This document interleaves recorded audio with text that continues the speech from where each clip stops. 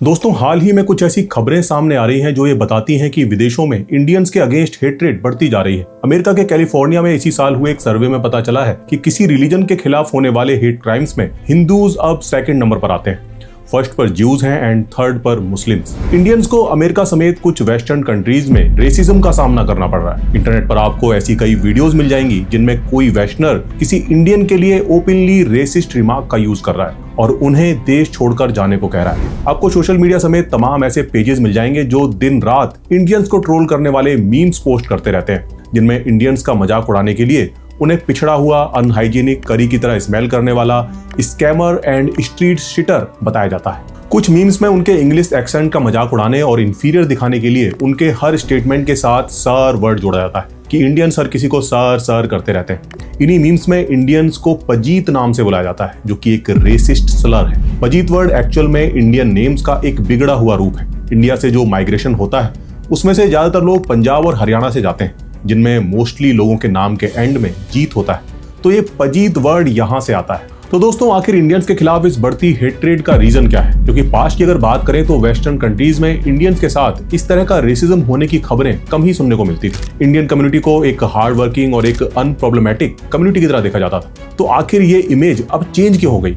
Past के कुछ सालों में ऐसा क्या हुआ कि इंडियंस के खिलाफ ये रेसिज्म इतना बढ़ता जा रहा है? दोस्तों, इसकी एक वजह तो ये है कि वेस्टर्न कंट्रीज में अब जॉब्स की मार्केट सैचुरेट हो रही है। ऐसे में वहां के लोग बाहर से आने वाले लोगों को अपनी जॉब्स पर एक खतरे की तरह देख रहे हैं, क्योंकि इंडियंस जो भी यहाँ से जाते हैं वो काफी हार्ड वर्किंग भी होते हैं, क्योंकि जैसे तैसे अपॉर्चुनिटी मिली है जिसे वो खोना नहीं चाहते। वेस्टर्न कंट्रीज में लो लेवल की जॉब से लेकर हाई लेवल की जॉब्स तक सब में इंडियंस मौजूद हैं। यहाँ तक कि 2023 में यूएस में हुए एक सर्वे में ये बात भी सामने आई है कि यूएस में Indians highest earning ethnic group है। साथ ही दुनिया की कई बड़ी मल्टीनेशनल कंपनीज के सीईओ भी इंडियन ओरिजिन से ही हैं, जैसे Sundar Pichai Google, Satya Nadella Microsoft, Shantanu Narayen Adobe, Arvind Krishna IBM, Laxman Narasimha Starbucks, और ये लिस्ट बहुत लंबी है।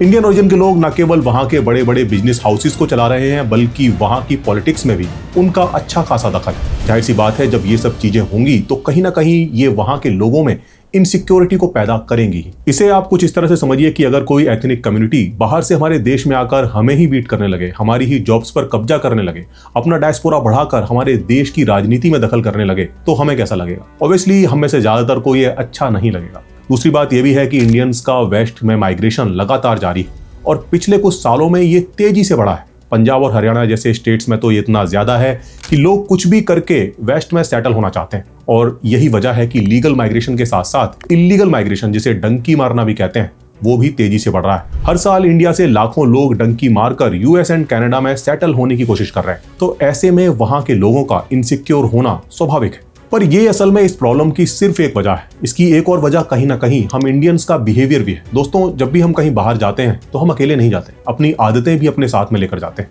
और ये आदतें हैं पर्सनल हाइजीन का ध्यान न रखना, बिना डिओड्रेंट लगाए घर से निकल जाना, पब्लिक प्लेस पर सफाई का ध्यान न रखना, पब्लिक प्लेस पर जोर जोर से बातें करना, दूसरों को हमारी वजह से होने वाली दिक्कत की परवाह न करना, रूल्स एंड रेगुलेशन को ताक पर रखना, वगैरह वगैरह। एक्चुअल में ये सब चीजें हम यहाँ इंडिया में रोज करते हैं और ये हमारी नॉर्मल लाइफ का हिस्सा है और लोग इसके आदी भी हैं, इसलिए हमें कोई टोकता भी नहीं है। आप कहीं भी थूक दीजिए, कहीं भी कूड़ा फेंक दीजिए, किसी को भी बुली कर दीजिए, रैश ड्राइविंग कीजिए या फिर पीकर ड्राइव कीजिए, या शीशे खोलकर जोर जोर से म्यूजिक बजाते हुए ड्राइव कीजिए, यहाँ सब चलता है। पर बाहर ये सब नहीं चलता। सोशल मीडिया पर कुछ इन्फ्लुएंसर्स जो कि बाहर सेटल हैं, वो बताते हैं कि वहां रहने वाले इंडियंस में इस तरह का रैकलेस बिहेवियर अक्सर देखने में आता है, और ये हाल फिलहाल में काफी ज्यादा देखने को मिल रहा है, जिसकी मेनली दो वजह है। एक वजह तो ये है कि जैसे जैसे हमारी कम्युनिटी वहां बड़ी हो रही है, लोग अब खुलकर उन चीजों को करने लगे हैं जिन्हें करने में पहले वो हेजिटेट करते थे। जैसे पहले जहां फेस्टिवल्स बिना ज्यादा शोरगुल मचाए सेलिब्रेट हो जाते थे, वो अब बिना दूसरों को परेशान किए नहीं होते। दिवाली पर देर रात तक पटाखे फोड़ना या देर रात तक डीजे बजाकर डांस करते रहना, यहाँ तक कि पब्लिक प्लेसेस पर भी कई बार इस तरह की चीजें की जाती हैं जिससे बाकी लोगों को दिक्कत होती है। दूसरी वजह वो बताते हैं इलीगल माइग्रेशन को। उनका कहना है कि इलीगल माइग्रेशन की वजह से बहुत सारे ऐसे लोग भी यूएस एंड कनाडा में पहुंच रहे हैं जो कि लीगल वे से आने वालों के कंपेरिजन में कम एजुकेटेड है। इन लोगों का सिविक सेंस भी ज्यादा बेहतर नहीं, और जिसकी वजह से वो अक्सर ऐसी गलतियां करते रहते हैं जिसकी वजह से पूरी इंडियन कम्युनिटी को स्टीरियोटाइप का सामना करना पड़ता है। पंजाब से इतने सारे लोग अपनी जमीन बेच बेच के वहां जा रहे हैं, सोच के कि भाई वहां पे जिंदगी बढ़िया होगी, और वहां पे जाके जो है इनको बहुत सारी चीजों का सेंस नहीं होता, बढ़िया नहीं लगता, फिर ये अपने कम्युनिटी में घुस जाते हैं बस। जैसे कुछ इंडियन स्टूडेंट्स तो न केवल वहां के फूड बैंक से फ्री में ग्रोसरी लेते हुए देखे गए हैं, बल्कि वो इसकी वीडियो बनाकर भी अपने ब्लॉग पर अपलोड कर रहे हैं कि कैसे आप फूड बैंक से फ्री में ग्रोसरी लेकर पैसे बचा सकते हैं। जबकि फूड बैंक एक्चुअल में वहां होमलेस लोगों के लिए चलते हैं, जहां पर कुछ ऑर्गेनाइजेशंस उनको खाने पीने की चीजें फ्री में अवेलेबल कराती। जाहिर सी बात है, ये सब करने से पूरे देश की इमेज खराब होती है। इसके साथ ही इंडिया से आने वाले फेक स्कैम कॉल्स भी इंटरनेशनली हमारी इमेज को डैमेज कर रहे हैं। ये सब स्कैम कॉल्स पिछले कुछ सालों में तेजी से बढ़ी। यूट्यूब पर जिम ब्राउनिंग और उनके जैसे कई और यूट्यूबर्स इन फेक कॉल सेंटर्स को एक्सपोज कर रहे हैं। यहाँ तक कि वो इनका आईपी एड्रेस ट्रैक करके इनकी पिन पॉइंट लोकेशन भी पता कर रहे हैं। उनका कहना है कि इन स्कैम कॉल्स में से 95% इंडिया से ही आती हैं। जी हाँ, इस तरह के फेक कॉल सेंटर्स का बिजनेस इंडिया में खूब फल फूल रहा है। कोलकाता एंड दिल्ली एनसीआर इसके 2 बड़े सेंटर बन चुके हैं। गवर्नमेंट इनको रोकने में पूरी तरह से नाकाम रही और अब ये कॉल सेंटर पूरी दुनिया में हमारी इज्जत का बैंड बजा रहे हैं। इस तरह के स्कैम कॉल सेंटर्स का टारगेट वेस्टर्न कंट्रीज के बूढ़े लोग होते हैं, जिनको टेक्निकल नॉलेज बहुत ज्यादा नहीं होती, और ये स्कैमर्स इसी चीज का फायदा उठाकर उनको ठगते हैं। जरा सोचिए, आपके बूढ़े पेरेंट्स के साथ कोई ऐसा करे तो आपको कैसा लगेगा? उस देश के लोगों के बारे में आपके दिमाग में कैसी इमेज बनेगी? इस स्टीरियोटाइप की एक और वजह है इंटरनेट। जी हाँ, इंटरनेट की वजह से अब हमारी वो चीजें भी दुनिया तक पहुंच रही हैं जो पहले यहीं तक सीमित थी, जैसे कि हमारा स्ट्रीट फूड। सोशल मीडिया पर कई सारे पेजेस पर इंडियन स्ट्रीट फूड की अनहाइजीनिक प्रिपरेशन को लेकर भी हमें ट्रोल किया जाता है। सोशल मीडिया पर तमाम फूड ब्लॉगर्स इस तरह की वीडियोस को व्यूज पाने के लिए पोस्ट करते रहते हैं, जिनमें फूड को इतने गंदे तरीके से प्रिपेयर किया जा रहा होता है कि देखकर ही मन खराब हो जाता है। पर उसी वीडियो में लोग बड़े चाव से उसी फूड को खा भी रहे होते हैं। अब जरा सोचिए, ये वीडियोस जब बाहर के देशों तक पहुंचती होंगी तो वो हमारे बारे में क्या सोचते होंगे। ये ठीक है कि सभी स्ट्रीट फूड इसी तरह से नहीं बनाया जाता, पर अगर कुछ जगहों पर भी इस तरह से अनहाइजीनिकली बनाया जा रहा है और लोग उसे खा भी रहे हैं, तो ये हमारी इमेज को दुनिया की नजरों में डैमेज करने के लिए काफी है। इंटरनेट की ही बदौलत आज हमारे देश के वेस्ट मैनेजमेंट की तस्वीर भी दुनिया के सामने पहुंच रही है। पब्लिक प्लेसेस पर, सड़कों के अगल बगल किस तरह खुले में कूड़ा पड़ा रहता है, वो यहाँ एक नॉर्मल बात है। कई जगहों पर तो इससे इतनी गंदी स्मेल उठ रही होती है, पर फिर भी लोग आराम से उसके आसपास से निकल रहे होते हैं और किसी को कोई फर्क नहीं पड़ता। कई जगहों पर तो रोड के किनारे नाला बह रहा होता है और वहीं पर फूड स्टॉल भी लगे होते हैं, जिन पर लोग बड़े आराम से अपना फूड एंजॉय कर रहे होते हैं, बिना उस नाले से उठती हुई बदबू की परवाह किए। सड़कों पर चलते हुए कहीं भी कूड़ा फेंक देना, कहीं भी गुटखा थूक देना, ये सब हमारे लिए नॉर्मल बात है। आज भी गवर्नमेंट की इतनी कोशिशों के बावजूद भी देश की लगभग 11% आबादी खुले में शौच कर रही है। ये वाकई में हमारे लिए शर्म की बात है। वेस्ट मैनेजमेंट की आज भी हमारे पास कोई पॉलिसी नहीं। आज भी हर जगह कूड़ा खुले में ही डंप किया जा रहा है।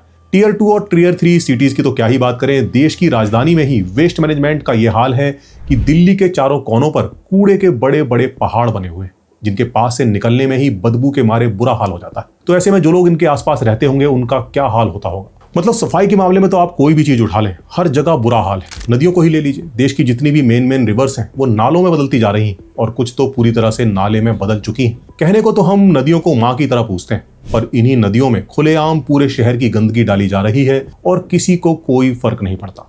यह हाल तब है जब इन्हीं नदियों में लोग फेस्टिवल्स पर डुबकियां लगाते हैं, उनकी पूजा करते हैं। वैसे अगर कोई हमारे किसी धार्मिक प्रतीक के बारे में कुछ कह दे तो हमें बर्दाश्त नहीं होता।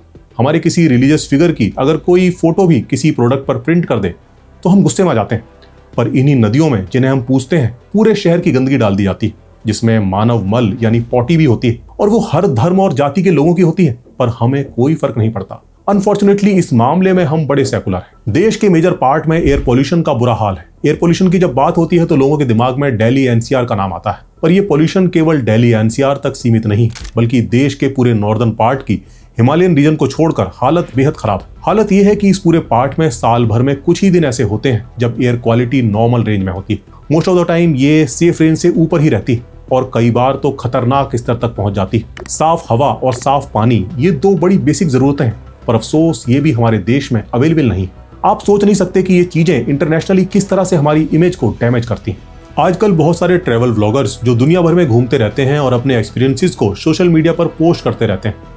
ऐसे ही फॉरेन ट्रैवल ब्लॉगर्स जब हमारे देश में आते हैं तो जो एक्सपीरियंसेस यहाँ से लेकर जाते हैं वो केवल उन्हीं तक सीमित नहीं रहता, बल्कि उसे अब पूरी दुनिया देखती है। वो न केवल यहाँ की कंडीशंस के बारे में बताते हैं, बल्कि उनके साथ होने वाले फ्रॉड और बदतमीजियों के बारे में भी दुनिया को बताते हैं। ज्यादातर टूरिस्ट प्लेसेस पर गोरी स्किन वाले फॉरेनर्स को चलते फिरते कैश वॉलेट की तरह देखा जाता है और उन्हें तरह तरह से स्कैम करने की कोशिश की जाती है। कई बार तो किसी फीमेल ट्रेवलर को घेर कर लोग उसके साथ सेल्फी खींचने लगते हैं।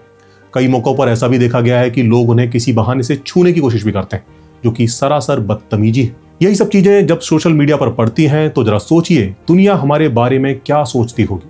बाहर के लोगों की तो क्या ही बात करें, हमारे अपने देश के लोगों के साथ भी जो हमारा बिहेवियर है वो भी अच्छा नहीं।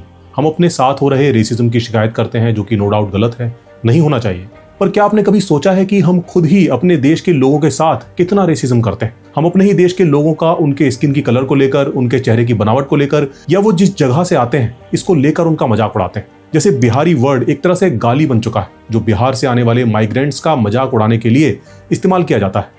इसी तरह नॉर्थ ईस्ट के लोगों को चाइनीज या चिंकी बोलना, यहाँ तक कि हम तो अपने जैसे दिखने वाले लोगों को भी नहीं बख्शते, उनके साथ भी कास्ट के नाम पर खूब डिस्क्रिमिनेशन किया जाता है। आज भी हर दिन पूरे देश में सैकड़ों दलित उत्पीड़न की घटनाएं रिपोर्ट की जाती हैं, और जो अनरिपोर्टेड हैं वो कितनी होंगी इसका तो आप अंदाजा भी नहीं लगा सकते। इसका अगर आइडिया लगाना है तो कभी अपने पास के किसी दलित के पास बैठकर उससे पूछिए, वो आपको बताएगा कि अपने जीवन में कितने मौकों पर उसने इस उत्पीड़न को सहा है पर कभी रिपोर्ट नहीं किया। आप अगर सोचते हैं कि यहाँ होने वाले कास्ट बेस्ड डिस्क्रिमिनेशन का दुनिया को पता नहीं चलता तो आप भारी मुगालते में। सोशल मीडिया की बदौलत अब ये चीजें पूरी दुनिया तक पहुंच रही, और यही नहीं, हम खुद भी इन प्रैक्टिसेस को वेस्टर्न कंट्रीज तक लेकर जा रहे हैं। जी हाँ, जब हम अपने देश से बाहर जाते हैं तो साथ में अपनी संस्कृति भी लेकर जाते हैं, और भले ही आपको बुरा लगे पर यह सच है कि कास्टिज्म इसका एक इंपॉर्टेंट पार्ट है। हम वहां जाकर भी अपने लोगों के साथ कास्टिज्म करते हैं। अमेरिका में हुए एक सर्वे में पता चला है कि वहां रहने वाले सो कॉल्ड दलित कम्युनिटी के लोगों में से 67% लोगों ने ये एडमिट किया है कि उन्होंने वर्क प्लेस पर कास्ट बेस्ड हैरेसमेंट को फेस किया है, और 27% लोगों ने फिजिकल एंड वर्बल असॉल्ट को भी रिपोर्ट किया है। इस सर्वे में लोगों ने यह भी बताया कि किस तरह से उनकी ही अपनी इंडियन कम्युनिटी उनके साथ घुलना मिलना नहीं चाहती। इन्हीं सब चीजों को देखते हुए यूएस में 2023 में पहले सिएटल और फिर उसके बाद कैलिफोर्निया ने एंटी डिस्क्रिमिनेशन लॉ में कास्ट को भी इंक्लूड किया है। दूसरे देशों में जहां पर हम माइनॉरिटी में हैं वहां पर अगर हमें मिसट्रीट किया जाए तो हमें बहुत बुरा लगता है, और लगना भी चाहिए, और इसे रोकने के लिए जो कुछ हो सकता है वो किया भी जाना चाहिए। पर क्या हम कभी सोचते हैं कि हम अपनी माइनॉरिटीज को कैसे ट्रीट कर रहे हैं? मुस्लिम्स इस देश की सबसे बड़ी माइनॉरिटी है। आज इस देश में उनके खिलाफ खुलेआम हेट्रेड फैलाना एक ट्रेंड बन चुका है। मेन स्ट्रीम मीडिया समेत तमाम सोशल मीडिया प्लेटफॉर्म्स के जरिए मुस्लिम्स के खिलाफ खुलेआम हेट फैलाई जा रही है। यहाँ तक कि किसी और को तो क्या ही कहें, खुद हमारे देश के प्राइम मिनिस्टर भी इलेक्शन में अपने मन से इस नफरत को हवा देते दिखाई पड़ते हैं। 2024 में द हिंदू में पब्लिश हुई एक रिपोर्ट की अगर माने तो केवल 2023 में मुस्लिम्स के अगेंस्ट हेट स्पीचेस के 668 डॉक्यूमेंटेड इवेंट हुए। इनमें से 36% मामले मुस्लिम्स के against direct call of violence के, 25% स्पीचेस में मुस्लिम्स के प्लेस ऑफ वर्शिप को टारगेट करने को लेकर बात की जा रही है, और 63% स्पीचेस में मुस्लिम्स के अगेंस्ट कॉन्स्पिरेसी थ्योरीज फैलाई जा रही हैं, जैसे कि लव जिहाद, लैंड जिहाद, पॉपुलेशन जिहाद वगैरह। इसके साथ ही मुस्लिम्स का इकोनॉमिकल बाइकॉट करने के बारे में भी इन स्पीचेस में खुलेआम कहा जा रहा है, और कुछ लोकल नेता तो अपने इलाकों में जमीन पर उतरकर इसे अंजाम देते हुए भी नजर आ रहे हैं। वो खुलेआम दुकानदारों और स्ट्रीट वेंडर्स को अपनी दुकान पर अपना असली नाम लिखने को कह रहे हैं, ताकि पहचाना जा सके कि किसका बाइकॉट करना है। यही नहीं, अभी कुछ दिन पहले यूपी के मुरादाबाद से खबर आई थी, जहां एक सोसाइटी में एक मुस्लिम कपल को लोगों के विरोध की वजह से अपना खरीदा हुआ घर बेचने पर मजबूर होना पड़ा। वहां के रेजिडेंट का कहना था कि हम ये बर्दाश्त नहीं कर सकते कि किसी और समुदाय का व्यक्ति हमारे नेबरहुड में रहे, और ये कोई पहली घटना नहीं। मुस्लिम्स को हिंदू नेबरहुड में मकान खरीदने या रेंट पर लेने पर अक्सर इस तरह की चीजों का सामना करना पड़ता है। इसी तरह हर साल कई सारी ऐसी घटनाएं भी सामने आती हैं जिनमें किसी मुस्लिम को बुली किया जाता है या पीटा जाता है। आपने भी ऐसे कई वीडियोस देखे ही होंगे जिनमें कि किसी मुस्लिम को जय श्री राम बोलने पर मजबूर किया जा रहा है, और नहीं बोलने पर बुली किया जा रहा है या पीटा जा रहा है। आई नो कि कुछ लोग यहाँ पर ये तर्क लेकर भी आएंगे कि आपको पाकिस्तान और बांग्लादेश में माइनॉरिटीज की कंडीशन नहीं दिखती। देखिए, मैं मानता हूँ कि पाकिस्तान और बांग्लादेश में जो कुछ हुआ है वो गलत है, और ये दिखाता है कि वो एक सभ्य समाज के तौर पर फेल साबित हुए। पर क्या ये जस्टिफाइड है कि वहां पर जो हुआ है उसका बदला हमें अपने देश की मुस्लिम कम्युनिटी से लेना चाहिए? कोई और गलत कर रहा है, इससे आपकी गलती जस्टिफाइड नहीं हो जाती। और अगर आप ये कहना चाहते हैं कि उनके कंपेयर में तो हमने अपनी माइनॉरिटीज को बेहतर ढंग से ट्रीट किया है, और अगर थोड़े बहुत ऐसे इंसिडेंट हो रहे हैं तो उन्हें हमें इग्नोर कर देना चाहिए, तो फिर इस लॉजिक से तो हमें वेस्टर्न कंट्रीज में हो रहे रेसिज्म को भी इग्नोर कर देना चाहिए, क्योंकि उन्होंने तो अपनी माइनॉरिटीज को हमसे भी बेहतर ढंग से ट्रीट किया है, उन्हें हर तरह की अपॉर्चुनिटी दी। इंडियन ओरिजिन के लोग वहां की बड़ी बड़ी कंपनीज को चला रहे हैं, यहां तक कि देश को भी चला रहे हैं। जी हां, इंडियन ओरिजिन के ही ऋषि सुनक यूके के प्राइम मिनिस्टर रह चुके हैं, और इंडियन ओरिजिन की ही कमला हैरिस आज यूएस की वाइस प्रेसिडेंट है। दोस्तों, जो गलत है वो फिर चाहे किसी के भी साथ हो, उसे हमें बिना किसी भेदभाव के कंडेम करना चाहिए, otherwise this will make us hypocrite. और अगर हिपोक्रेट नहीं बनना है तो विदेशों में हमारे साथ हो रहे रेसिज्म के खिलाफ आवाज उठाने के साथ साथ हमें अपने देश में हो रहे रेसिज्म के अगेंस्ट भी आवाज उठानी पड़ेगी, क्योंकि आज इंटरनेट की वजह से ये चीजें पूरी दुनिया में पहुंच रही हैं, और न केवल ये हमारी इमेज को डैमेज कर रही हैं बल्कि दूसरों को भी हमारे ऊपर उंगली उठाने का मौका दे रही हैं।